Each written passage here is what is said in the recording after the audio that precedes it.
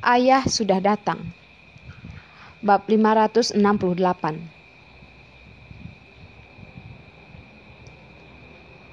Rila merasa sedikit sakit. Tapi karena ayah ada di sini, Rila tidak sakit lagi. Tidak peduli betapa menyakitkannya itu, Rila kecil merasa dia melihat dukungan terbesar dan ketika dia melihat ayahnya. Dia tidak akan takut lagi. Dia tidak lagi takut seseorang menggertak dia dan ibunya. Karena ayahnya ada di sini. Ayahnya pasti akan mengusir semua orang jahat, melindunginya dan ibunya. Dalam benak Rila kecil, ayahnya seperti Abang Hansel. Dia itu seorang pahlawan super. Dan ketika orang-orang jahat melihat mereka akan segera ketakutan. Ya, Rila sayang, cukup berani untuk tidak menangis ketika dia terluka. Tetapi ayah pernah memberitahu Rila kan bahwa Rila adalah kesayangan ayah dan ibu. Jika Rila dianiaya dan dilukai dan tidak dapat menanggungnya sendiri dengan tenang, jadi kalau kamu kenapa-kenapa, harus mengatakan semuanya supaya ayah dan ibu bisa melindungi Rila. Carson mencium pipi Rila kecil. Lalu berkata lagi, "Kamu mengerti kan sayang?" "Iya." "Rila tahu," kata Rila kecil dengan manis dan lembut sambil menganggukkan sedikit kepalanya. "Baiklah, mari kita minta dokter untuk membersihkan lukamu. Ketika lukanya sembuh, ayah dan ibu akan membawa pulang Rila. Taman kanak-kanak ini telah melukai anak kita. Jadi kita tidak akan datang ke taman kanak-kanak ini di masa depan." Carson berkata dengan lembut bahwa Rila kecil dan Arila adalah suara terbaik di dunia. Tetapi ketika dia berbicara dengan lembut, yang lain di sampingnya malah merasa ketakutan dan kaki mereka bergetar. Siapapun yang mengerti Carson tahu bahwa dia berkata Rila kecil tidak akan datang ke taman kanak-kanak. Meskipun taman kanak-kanak itu tidak dibangun khusus untuk nona muda dari keluarga Carson, tetapi taman kanak-kanak ini melukai nona muda dari keluarga Carson di sini. Jadi, aku minta maaf untuk nona muda dari keluarga Carson. Tamara yang datang bersama Carson melihat sekeliling dan berpikir bahwa taman kanak-kanak yang begitu indah akan segera dihancurkan. Dia merasa tidak tega.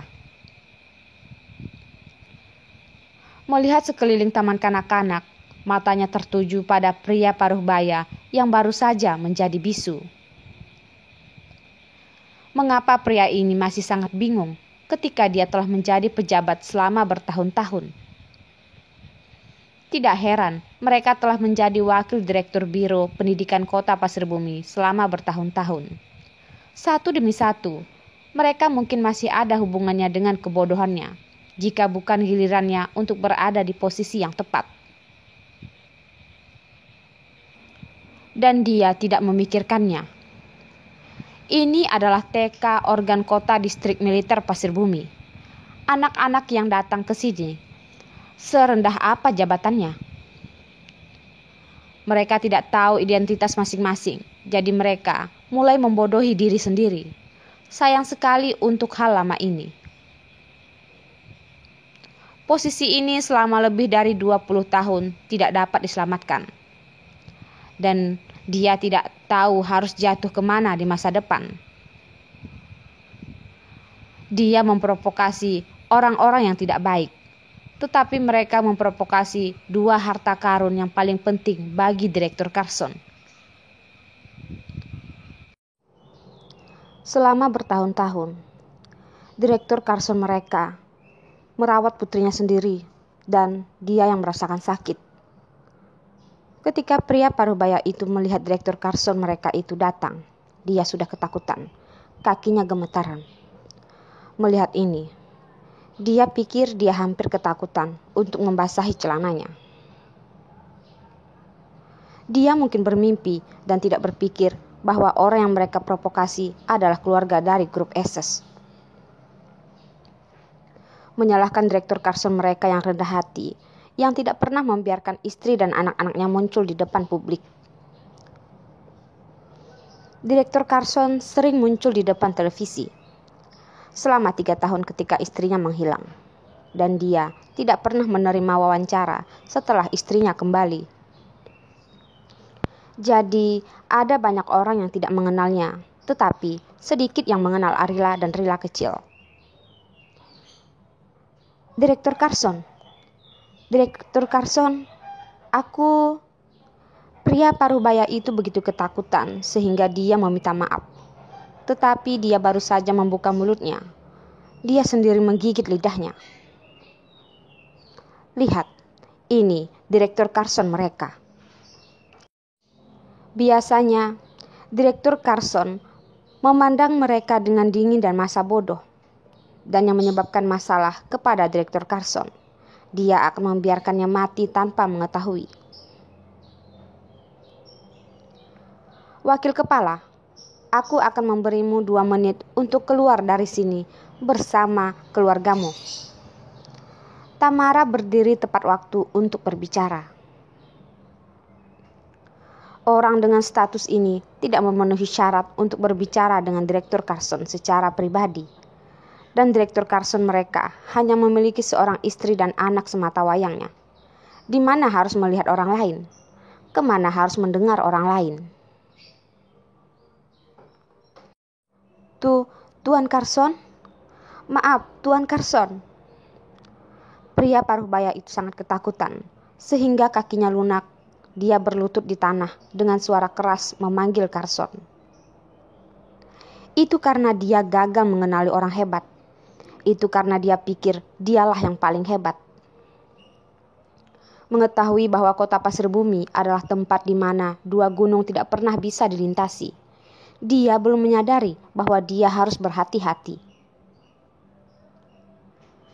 Jika Anda menjaga diri sendiri dan memeriksa sebelum melakukan sesuatu, Anda tidak akan mendapat masalah dengan orang-orang yang tidak seharusnya. Carson mengabaikannya karena dia hanya bisa melihat anak dan istrinya di matanya. Secara khusus, Rila kecil terluka. Kalau saja tidak kehadiran ibu dan anak mereka, Carson mungkin akan membuatnya cacat. Rila sayang, lukamu sudah diperban, tetapi akan masih terasa sakit.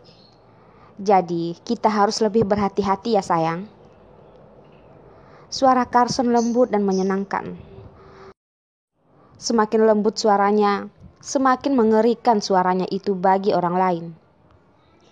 Semakin dia mencintai anak dan istrinya, semakin menyedihkan nasib mereka yang melakukan kesalahan dan melukai putrinya. Tuan Carson, aku benar-benar tidak tahu mereka adalah orang-orangmu. Jika kamu tahu, berikan dia 10.000 keberanian. Dia tidak akan berani menyinggung orang lain. Sebelum pria parubaya itu selesai berbicara, Carson bangkit dengan Rila kecil di tangannya, memegang Arila di satu tangan dan berkata dengan lembut, "Ayo, kita pulang." Dia memimpin ibu dan anak perempuan itu untuk pergi dengan cara yang anggun, mengabaikan yang lain dari awal sampai akhir.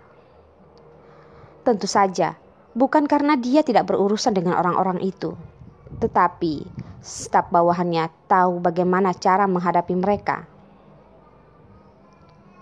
Di luar taman, sebuah mobil abu-abu perak menunggu mereka dengan tenang.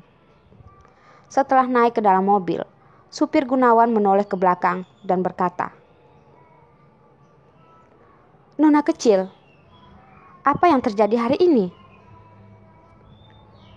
Paman Gunawan sudah lama bersama Carson dan sudah seperti keluarga Carson. Dia merasakan kesakitan Rila kecil yang sudah dia anggap sebagai cucunya. Hari ini, melihat putri kecil itu bersarang di lengan ayahnya, Paman Gunawan khawatir. Jadi dia harus bertanya lebih banyak. Kakek Gunawan, Rila baik-baik saja. Jawab Rila menjawab dengan sangat bijaksana. Paman Gunawan, ayo pulang ke Moonraper. Carson berbicara. Moonraper adalah rumah barunya dengan Arila dulu. Dia berkata bahwa dia ingin memasak untuk suami dan anak mereka. Carson ingin pergi ke sana. Tempat yang memiliki banyak kenangan indah di antara mereka. Selama Arila dulu tidak ada, Carson sering membawa Rila kecil ke sini untuk mengenang Arila. Setelah Arila mengingat memorinya kembali, mereka bertiga tidak tinggal di sini. Jadi akan lebih baik untuk mengingat memori hari ini.